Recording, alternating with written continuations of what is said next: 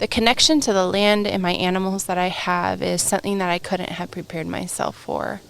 I think when our land suffers or when an animal suffers or we lose an animal, it's definitely part of the journey, and it's something that is quote unquote normal, but I feel it. And I feel it on a different level than I would have even understood I could. This is the Real Food, Real People podcast.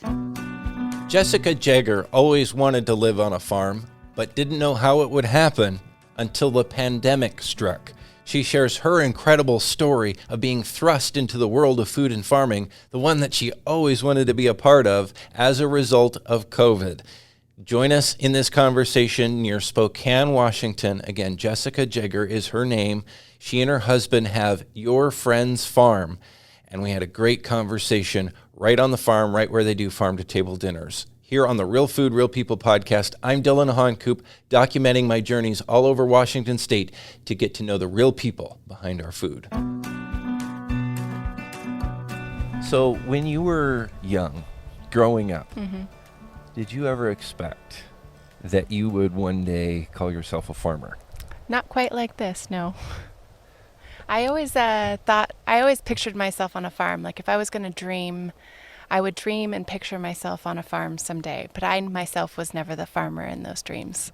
I thought maybe I'd marry a farmer, which obviously didn't happen. Right.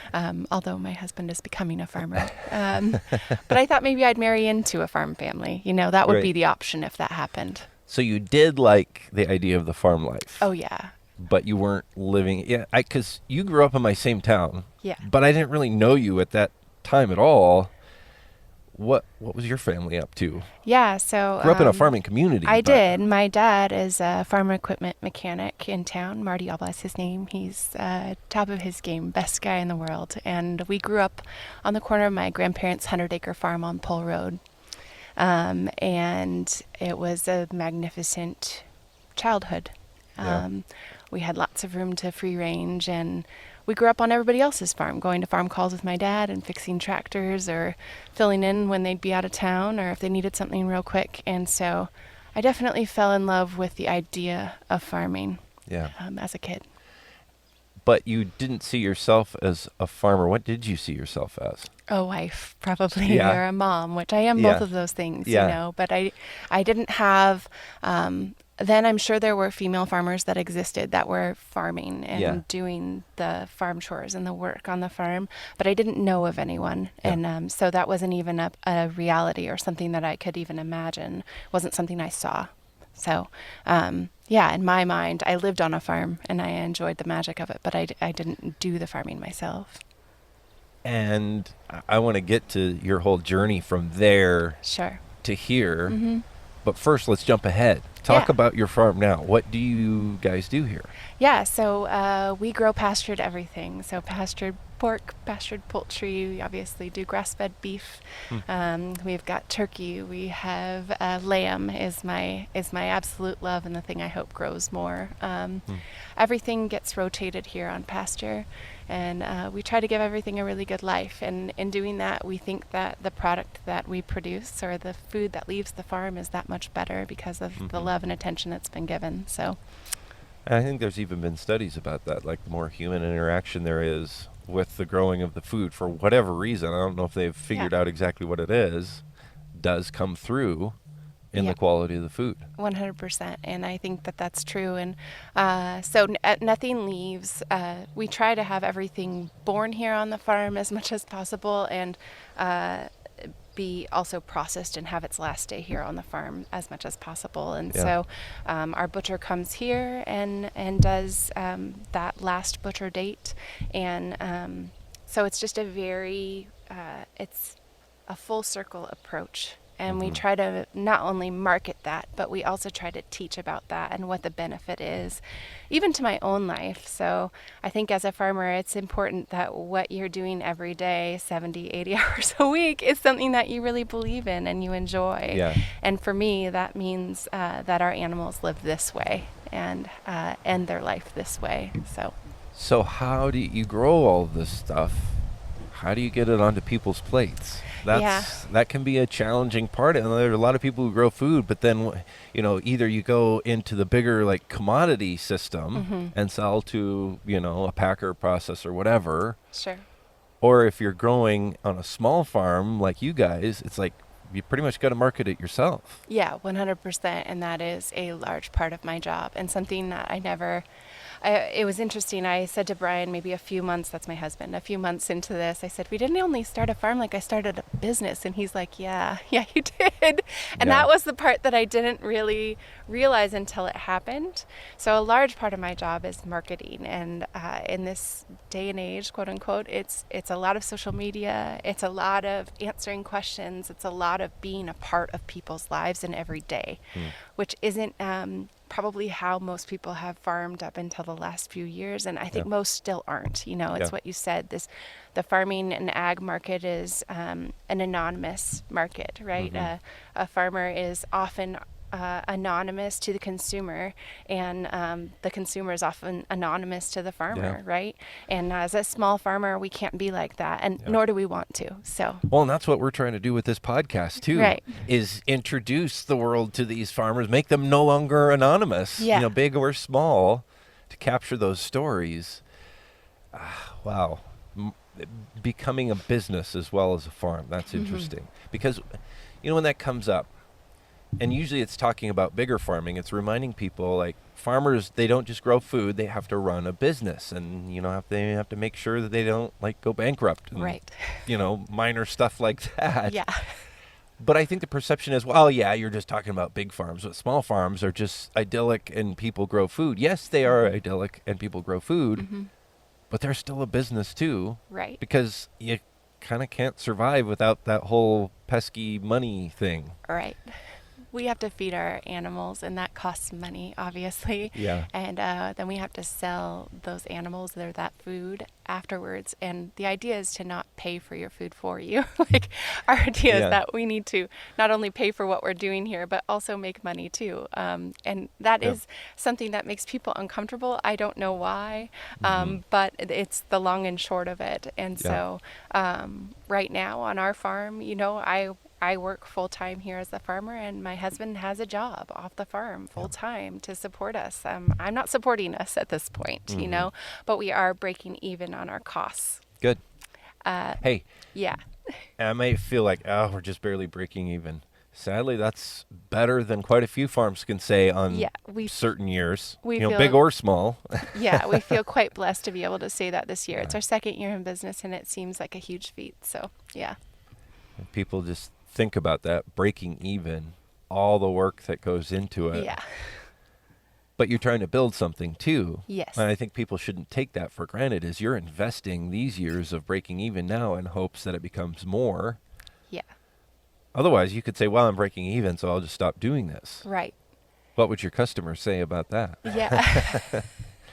I don't think that would make most people in life very comfortable to say that, we're just in it to break even forever. I mean, that's not the goal. And we're also not in it to become these financial giants, of like, I'm not planning on taking over, the food world here on my small piece of property, But I do hope to make a difference in our community with what we have to supply and to show people that there's another option. So who are your customers? What are they like? What do they say about your farm? Yeah, so our customers are primarily from Spokane City, and the city of Spokane. And which is about how far away? About 30 minutes from 30 here. 30-minute drive. Yeah, and we seem in Spokane, it's a big, big city, and everything is very centralized and very convenient. Every neighborhood has a grocery store, there's several Costco's. It's a big city, and so they have options to get food a lot more conveniently than what we can do, obviously. But we started out in the city when we moved to Spokane. We lived in the city, and I fell in love with that community. I think what we have found by experiencing, again, living as a city dweller, but also as running a rural business, is that Spokane likes to support local. They have a high standard, though, and so we know that. We know they have a high standard for quality, and that shouldn't be something that puts us off. That should be something that we strive to meet, and it is.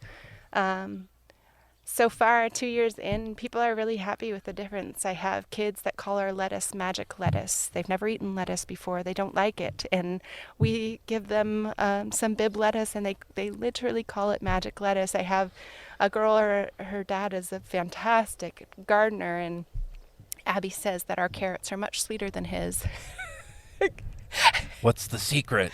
Yeah, and so I often say, on our Instagram and in general is, our smallest friends are our favorite. If you can get your kids to eat veggies, I want to be a part of that story, know. Yeah. And our meat is no different. We offer a story here. We don't hide what we do. We don't pretend that we don't eat these animals that we are growing. That's a huge deal. Yeah. So education's a huge part of that. And our friends, the friends that support the farm, they're happy to know that part of the story. And for most of them, it's not something they've ever been a part of. I guess I never mentioned that earlier. The name of the farm is Your Friend's Farm. Yeah. For people who may be interested in looking it up online or on Instagram. Yeah. And I'll have you repeat that before we get done, too, just to remind Sure. people so they can check your stuff out. Talk about the whole meat thing. Meat has become controversial. On one hand, there's this big push against meat. Meat is bad, kind of as a blanket statement. Yeah. And at the same time, there's this growing movement towards natural meat-based diets that are lower carb, higher fat and protein. Yeah. As people are discovering the health benefits of that, it's kind of a weird dichotomy right now. Yeah, it's we're in an interesting season of food, I think, where we're villainizing different types of food. We're creating a hierarchy of this is good food and this is bad food, this is healthy food, this is unhealthy food, and I kind of refuse to be a part of that. I want to tell people why we grow the way we do. We grow grass-fed beef here. I think it creates a really nice lean product. I want people to understand that. I don't want to tell them why they should or shouldn't eat grain-fed beef, Right. or grain-finished beef. And so we really try to educate them on all the options on the market when I'm talking about it. Yeah. I have friends that grow grain-fed, grain-finished beef, and I think it's delicious. There's nothing wrong with it. It's perfectly healthy for us. And so here on the farm, I want to talk more about the differences in how we raise our animals, how we treat our animals, the touch and the care we're allowed to give by being a small operation versus a big. Yeah. But I buy meat from other farms. We didn't have pork yet this year. I bought pork from a girl in Ford, Washington, whom I love, and I will promote that until the ends of the earth. Yeah. And they grow very differently than we do, and that's fine. So for meat, here on the farm, we talk about what it means to have a pastured animal. All our chickens are free range, from our meat chickens to our egg layers, and why we do that. For us, it's a matter of life, It's a happy life for our chickens to be able to scratch and peck in the dirt.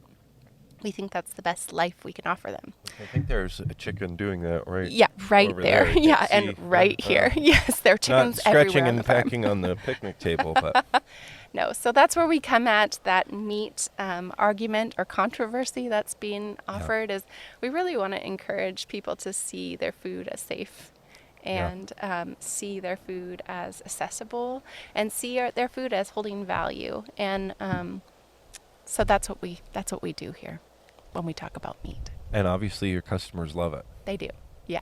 We have people that are bought grass-fed meat, so this is kind of a little funny story, but we sold our first beef off the farm this spring. Her name was Buttercup.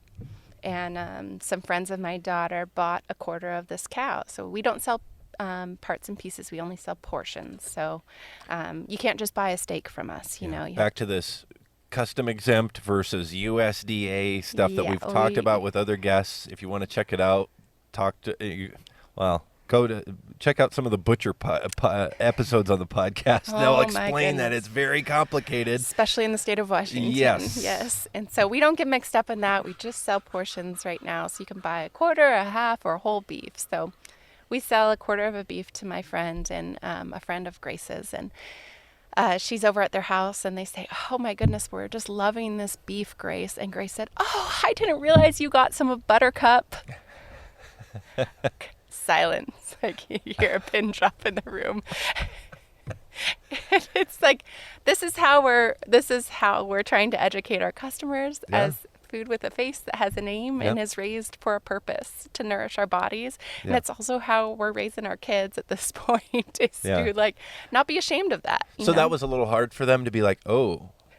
Yeah, because some people like want to know the name of the chicken or the cow that they're eating. Yeah. Other people are really turned off by that because they just like, I don't want to think about this being. Yeah, I wouldn't say they were turned off. I think it was more just, again, this like shift, a mind shift of like, oh yeah, this was like, we're not just talking about a pound of hamburger. Like we're talking about a real life animal that lived on your farm that is now in serving my family by feeding it in my freezer. So there's a shift there that has to happen for all of us as consumers, I think. Yeah. Yeah. How do you do that on a larger scale, though? I think that's the struggle. Yeah. I don't think the larger farmers have time to do this work, and I understand that. I mean, if you're running hundreds of head of beef, it's really difficult, and for them to be using the means of education that we're using now via social media is like, no, that's like an impossible thing to, incorporate into your business model. But I think there are some of us smaller farmers that have a real opportunity to change some of that as for consumers, and to help encourage that shift. Quickly want to thank our sponsors here on the podcast, making this all possible. The Great Washington Shakeout is a sponsor for a few weeks here ahead of the big event that's actually happening this week on Thursday, October 20th at 10:20 a.m., 10:20 on 10:20. Pretty sneaky. The Great Washington Shakeout's all about preparedness for earthquakes. Whether it's the big one that we all in the Pacific Northwest hear about and fear, or something smaller, it pays to be ready. Last year, more than 1.3 million people signed up to participate in the Great Washington Shakeout. You can this year as well at shakeout.org/Washington at 10:20 a.m. on Thursday of this week, 10:20. They're encouraging people to drop, cover, hold on to whatever they have around them at work, home, school, walking in the park, or in a shopping mall. They say that practicing builds muscle memory for when the real earthquake comes. And that's something that you're going to want to have. We don't want to become complacent here in the Pacific Northwest, where the threat of that is very real. Again, the Great Washington Shakeout sponsoring the podcast this week, coming up on 10:20 at 10:20 a.m. That's this Thursday. Also, Washington Red Raspberries, thank you to them for their support of the podcast. They've been supportive over the years. Mana Insurance Group sponsoring what we do here as well. ManaInsuranceGroup.com is their website. They're insurance folks, and really what they're all about is protecting and having a plan to protect your family's financial future, whether it's your farm, your home, your auto, life insurance. There's so many things. They do it all at Mana Insurance Group. Again, check them out online at ManaInsuranceGroup.com. Finally, Dairy Farmers of Washington supporting the podcast. A big thank you to them for their continued support right from the very beginning of what we've been doing here. You can check them out online at wadairy.org. They've got a great website with tons of great information about real Washington dairy products, how they're produced, and about the people that produce them, and the sustainability, the mindset that goes into that. Now we get back to our conversation with Jessica Jager near Spokane, Washington, here on the Real Food, Real People podcast. So let's go back to your story. Yeah. You and your husband, Brian, high school sweethearts. Yes. In high school about the same time as I was. So I played football with your husband in high school, all that kind of stuff. But from there, what was the journey? Again, you weren't planning on becoming a farmer yourself per se. And he, after college, ended up in the corporate world, right? Yeah. So he's worked corporate since out of school, and we lived in our hometown in Linden, Washington, and I was an in-home chef, and Brian worked a corporate job, and at that time when I started my business, I sourced everything from within 15 miles of where we served it. So I worked directly with farmers, just like just like I am now, small farmers for meat and for veg and for anything else we could source local, we did it. And it was awesome. I could tell our customers and our clients where things came from. When was that? Like what year about? This was about 15 years ago when I started doing that. So that was before that really even became a big thing. Yeah. Like, 50-mile diet or, less than that. And you were going 15 miles. 15 miles. And how did you become a chef? Like, how do you do that? Yeah, so I was self-taught. We started out, my grandmas kind of helped raise me, and they were both, very old school, housewives and homemakers, and they always had me right next to them, never corrected me, always showed me, let me try. And I fell in love with food from a really young age. I was just this tiny little itty bitty thing, and I just loved to eat, and I always have. And so I fell in love with it through that, and then feeding my own family, and then learning more. And I'm a life learner, so I'm always reading. And in that season, I was reading cookbooks, and I was reading about chefs and learning how to cook things from, like taking a whole piece of meat and breaking it down and making it into a million different things. And so I started to do that for some friends. They'd have a party, they'd invite me over, like, could you do this for us? And my husband, Brian, said, you should probably start making some money doing this. Wow. Yeah. And so we got into the wedding scene. That was how it kind of started. Okay. Yeah. And I had a friend who tossed me a side job one time for a dinner party for 4 people. And I started cooking in Semiahmoo, a community near us, in home for people. Wow. And from there, it just grew, and it continued to propel itself. And during that season, working with those farmers and those other providers, and I fell in love with farming even deeper than I had been as a kid. I loved going to the field and collecting lettuce greens from those farmers. I loved asking questions about why they were doing what they were doing, and what made them choose to grow a specific veggie or a specific type of animal, or how they did this or that. And Brian and I kind of started to make a plan for early retirement, that we would have a farm someday. So all of our conversations for that, well, really for the past 15 years before we bought the farm, was all about the farm. Someday when we're on the farm. So, that's kind of how it started. And then it all happened sooner than expected. Yeah. What was the journey? Yeah. So, we were kind of like in 2019, we were kind of in this stage where we were planning a really large move, both for Brian corporately in his job and for our family, to kind of uproot our whole family and kind of pursue what we thought would kind of support us to someday pursue this dream with financial freedom, with make some money. Make some money first so that we could spend the money. Yeah, right. Exactly. And so we were kind of on this trajectory, really excited. We had traveled and made plans and really scouted it out. And then 2020 happened. And, the world kind of changed. So where were you going to go? New Jersey. That was the plan. That's a move. Yeah, a giant move. And so, we went there and looked at communities and houses and started, I even went with him. He had to work for a couple days in New Jersey, so I went along and took the train in New York City to see if I could do it by myself. Yeah. Like these things that, I'm a planner. I got to know if it's going to work or not. So, that was the plan. So how did it change? Obviously the pandemic happened, but what was it like, I guess, on the ground, so to speak, with suddenly we're going a different direction? Yeah, so everybody, obviously our kids are at school from home. Brian is, for the first time in 18 years, working from home. His job previously had him on the road probably a week out of the month. And so he's traveling a lot and just in a very high stress role. And now he's home with our family every day and loving it, and I'm home every day. And he came upstairs one day from his office and he said, I don't want to do the plan anymore. And oh my goodness, Dylan. I was like, okay, wait, can we define the plan and what we're not doing?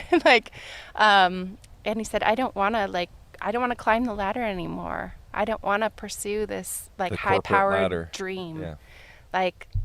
And so that really changed things. I mean, we had spreadsheets and projections and huge giant plans on how we were going to achieve this goal of the farm. And Because you're a planner, and he's what, like a finance guy, Yeah, he's right? a spreadsheet guy, like Excel, all the things I cannot do. Like, I'm the dreamer. Yeah. He's like, okay, let's figure out how this actually Well, happens. you have to have both. Yes, yeah, You we're do. a good mix in that way. Awesome. Yeah, so pretty much overnight, we decided we weren't gonna do the plan anymore. And then July of that year, we went away for a few days, and we kind of deconstructed our whole life. And then we came home in August and sold our house and bought a farm, and we moved here in October of 2020. Was that scary? Yeah. What was going through your head at that time? Well, originally I think we thought, well, we'll just buy the quote unquote farm. We'll buy the land, we'll buy the barn, we'll buy the, we'll buy the thing. Yep. And then we'll slowly, put our toe in the water and Yep. figure out what we're going to do. So that worked for a few months. And then in January of 2021, Brian got laid off. They eliminated his job across the country. And so that was doubly scary. terrifying. I mean, just absolutely terrifying. And so we kind of went through that stage of him like kind of phasing out of regular work, and then he took 6 months off and we built the farm. We cleaned it up. This place had been owned for 50 years prior to us by the same family, and so we cleaned it up and made it our own and put fences in, and just really dreamed together and bought animals and started it up, all knowing that Brian would go back to work and I would be the full-time farmer. Yeah. Which was something that just kind of happened. Yeah. And you were probably thinking, okay, we're putting this all together. How am I going to do this by myself? Yeah. If he's got to, work the day job. Yeah. And really, I mean, there was that thought, and then there was the thought of like, oh my gosh, I'm doing this. And then there was the thought of like, oh my goodness, this is a dream I never even thought I could have. Yeah. And then there was the, oh my goodness, we were supposed to do this together in 10 years. Like two human beings working this situation. Yeah. And then there's been this beautiful season of I'd really say the last 8 or 9 months of like, oh wow, this is really working. And you just kind of rolled with it. Yeah. At some point you had to, when did okay, we got to figure out how to sell this food that we're growing. When did that part start? Yeah, so the spring of last year, I was like, oh, we're going to have a CSA. That's what we're going to do. And, we're going to start we're going to grow lamb, and we're going to sell lamb. And, well, you're going to be home, so we're going to do pastured poultry and sell some chicken. Like, I knew how to do that. And then it was immediately evident to me, we started a business and I need to sell it.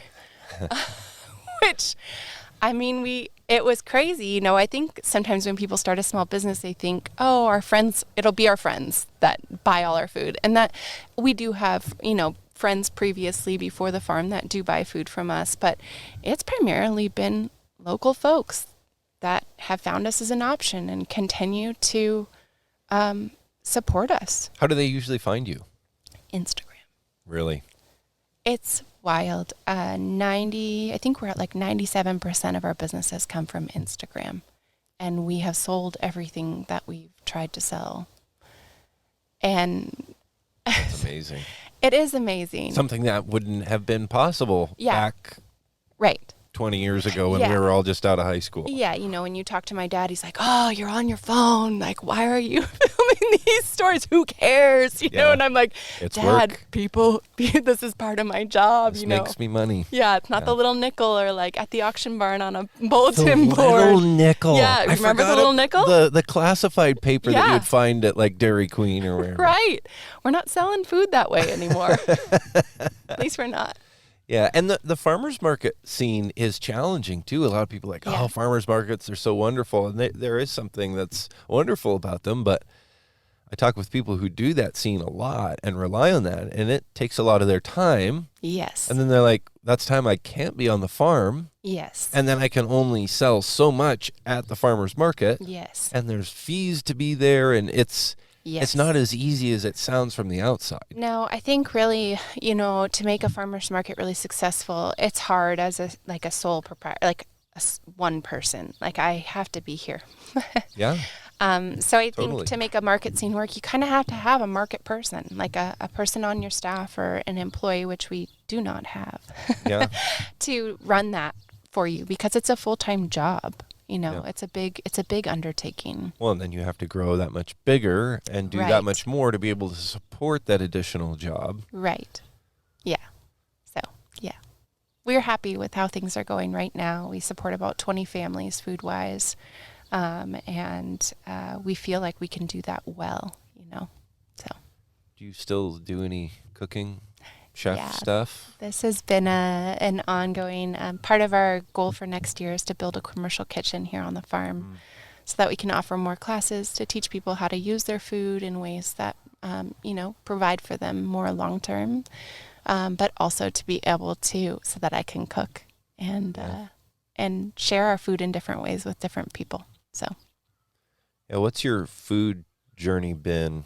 I think our whole society has been on kind of a food journey, learning new things about food. yeah. And not just the importance of local, but nutrition and flavors and cultural influence that, again, back when we were in high school, there wasn't nearly as much of that, at least in the Right. little town that we grew up in. 100%. But that's spreading, and people want to try different flavors and different things. They want local food. They have a different perspective on nutrition. What's your journey been on that? What do you really have you come to value? Yeah. I tell people I feel wealthy when I have a full freezer. And that might seem kind of strange to people, but if my bank account's empty and I have a full freezer of beef and chicken and frozen spinach and green beans and carrots and things put up in cans like peaches and applesauce, and I know that if a hard season comes, I can feed my family. That makes me feel wealthy, and that makes me feel like we have a little bit of security around us. Yeah. And so if I can educate people on how to do that for themselves, that makes me feel like I'm really sharing something valuable. Like, I can sell you a basket full of veggies that lasts you for groceries for a week, that you can't do anything with besides eat. And that's valuable, and it's full of nutrition and things that you can be proud of for yourself, and I can be proud of too. But if I can teach you how to do the next step, where you don't have to worry about the store being out of hamburger, and now you've got hamburger for the year, and there's no panic for you then when you enter the grocery store, like, that brings me so much joy. I feel like we've done it, Yeah. Especially what we all just went through with the pandemic and 100%. empty shelves for the first time in our lifetimes. Yeah. Suddenly this whole food security thing was driven home in kind of a scary way. 100%. Yeah. How many customers kind of connected with you through that time because of all that? Yeah. So when we started the farm, we were kind of coming out of the scariest part of that. I mean, obviously, it's still going on. Yeah. Whether we want to honor it or not, it really is. And Totally. Food shortage or whatever is going on is still happening. But I think that has been maybe inadvertently some of the benefit for people is seeing what it looks like to come home with a quarter beef, or seeing what it looks like to come home with a lamb, or seeing what it looks like to have whole chickens that you can put in your freezer, and then learn how, I can make more products from this than just a white chicken breast. Right, for sure. Yeah. And I think it's been more of a backwards approach. Like, we're definitely not trying to market ourselves as, here's how you gain your food security or something like that. I think it's been a secondary realization for people, and I'm okay with that. Yeah. Yeah. Totally. Yeah. How did you learn how to grow all this stuff? Yeah. If you hadn't been doing that in the past. Yeah.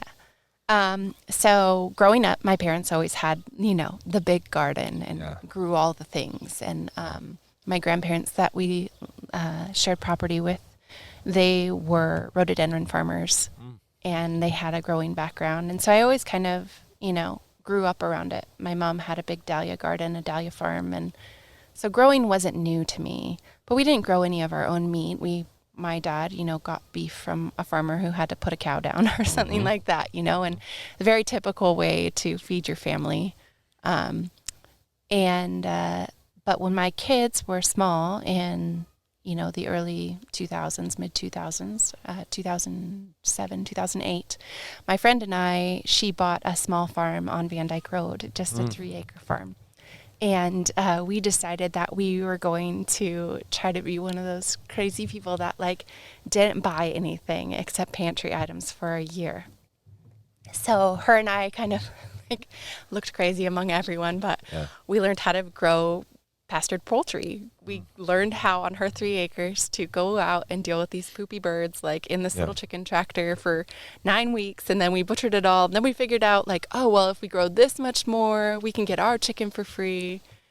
And so we went through that process. And then on top of it, we decided, we could probably do pigs. So we learned how to do pigs, and we learned how to garden, and we built on some skills she had in canning, from her mom. And we really put it to work. Well, how valuable was that experience then for what you're doing now? I mean, did you have any idea you were basically doing boot camp for this? I had no idea. I was just the crazy mom gleaning, my kids' mom, other moms from school would be like, oh, we've got a pear tree we don't use. I'm like, we'll be over there. My kids are picking up boxes of pears from their ground, and we're going home and canning them for hours into the evening. Yep. I had no idea what it was preparing me for. It was just something I was passionate about and wanted to give a try, And so were you able to keep growing stuff all along? I've always had a small garden. Even when we lived in town, I could grow carrots and I always love to grow tomatoes. I just find so much joy in growing a tomato. It tastes the best, and it's just like a miracle every time you get one. And greens and lettuce and things like that. Yeah.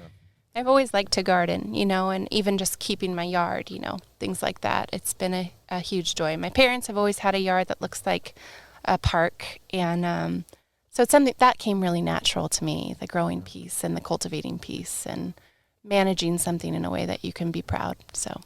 Mm-hmm. What do your kids think of all this? Yeah. Because they're growing up.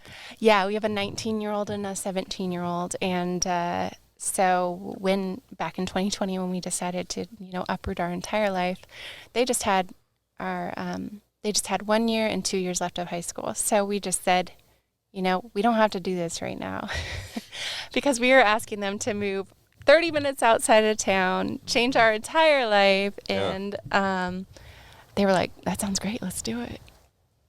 Well, and going into that, they probably recognized, we're going to remote learning for school anyway. Yeah, so it was the perfect season for them to say yes. And I'm really grateful for that piece. Yeah. Crazy. Yeah. What's been the hardest thing in this whole journey? Oh, man. I guess I just didn't. I realized how hard it was going to be on some levels. And then there's other levels I had no idea. And I think the connection to the land and my animals that I have is something that I couldn't have prepared myself for. I think when our land suffers or when an animal suffers or we lose an animal, it's definitely part of the journey, and it's something that is quote unquote normal, but I feel it.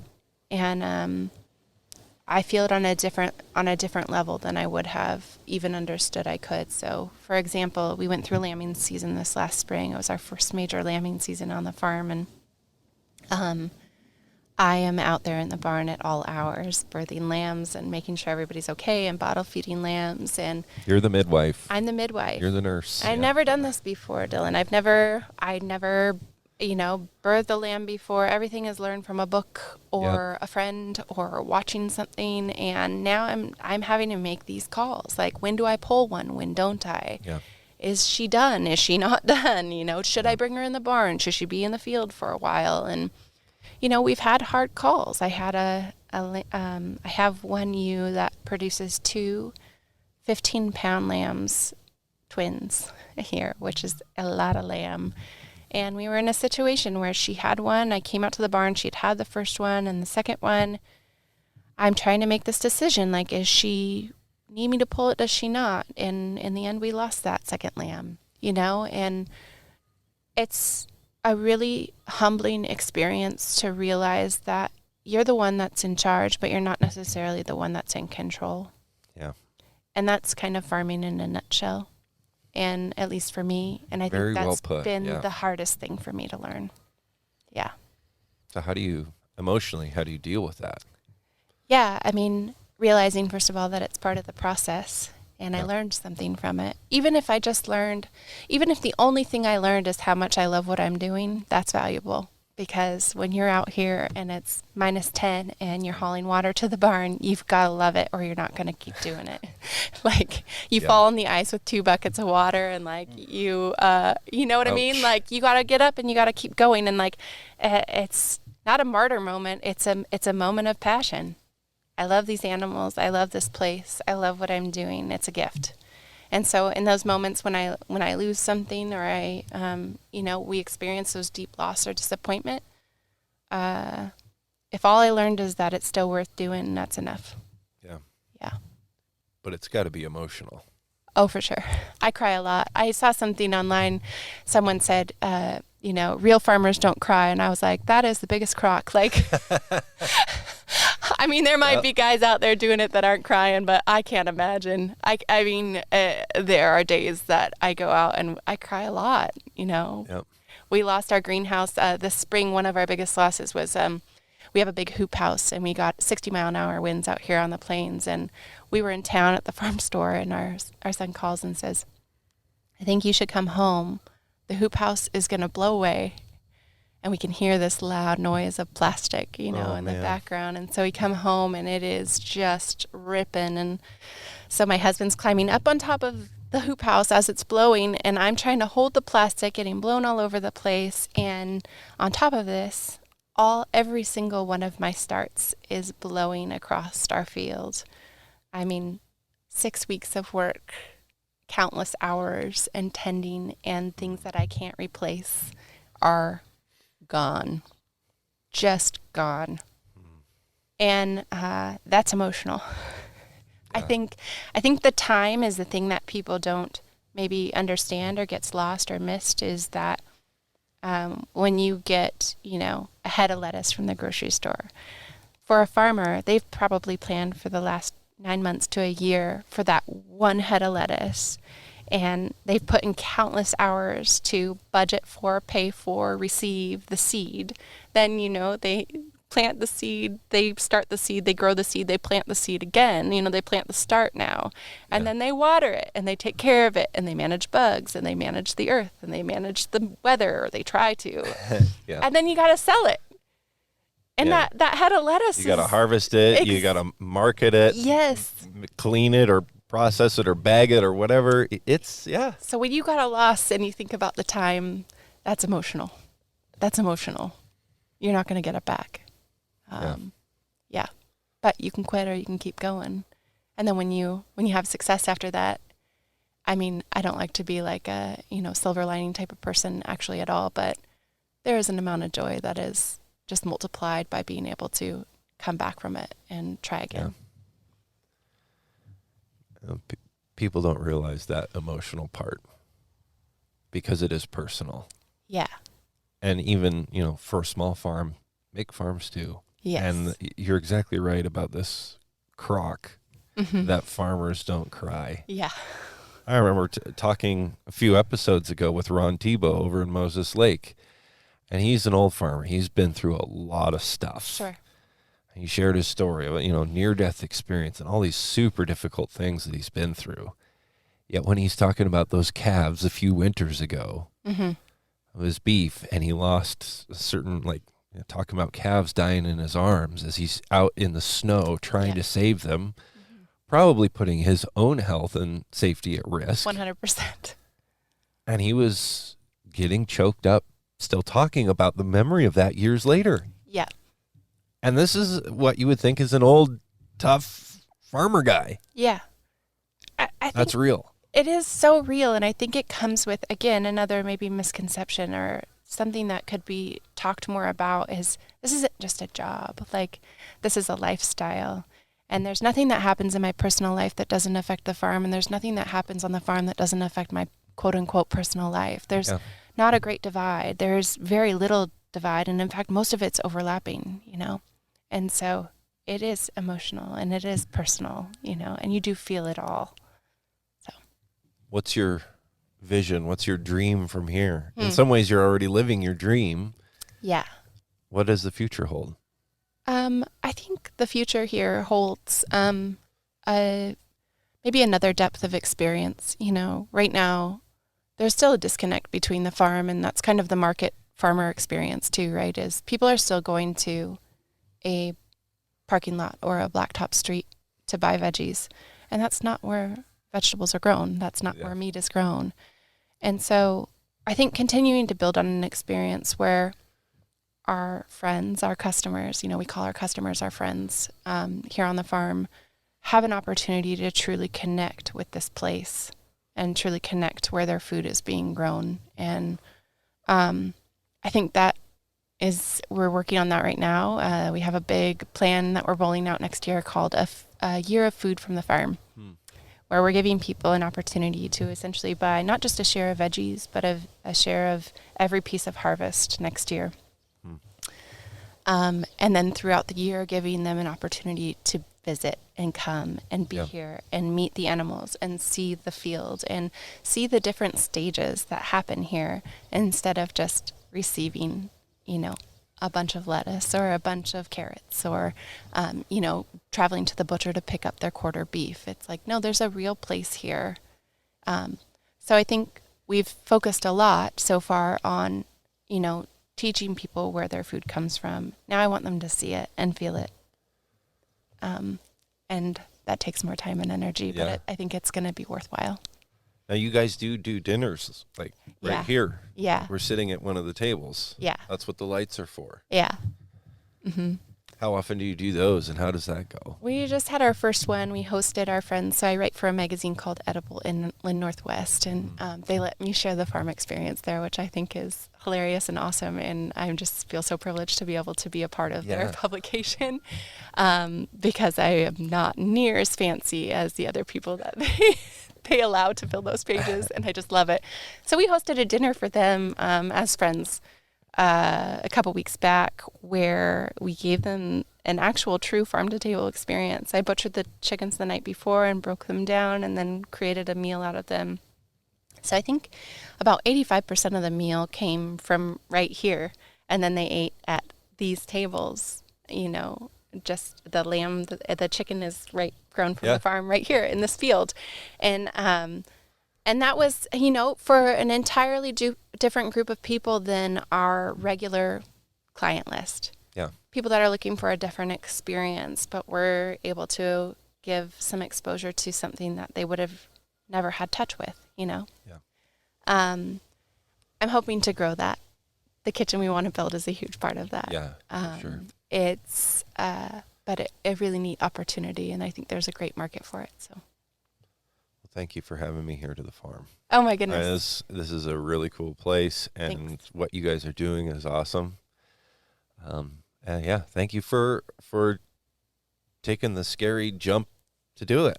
I mean, I appreciate every single person out there who's doing that, because I think there are so many benefits that come from that. Feeding people, getting more people, even if you aren't feeding them or they aren't on the farm, even for them to just follow along on social media and learn a few things about where their food comes from. So, and I know that takes a lot of work, as you're explaining on your part. And at this point, it's like, we're just breaking even, which I'm sure sometimes can be like, why are we doing all this just to break even? But again, you have the passion, you have the vision, you're looking to the future. So thank you for investing all those parts of you into this and all that time to make it happen. Yeah, it's our privilege. Thank you. This is the Real Food, Real People podcast. These are the stories of the people who grow your food.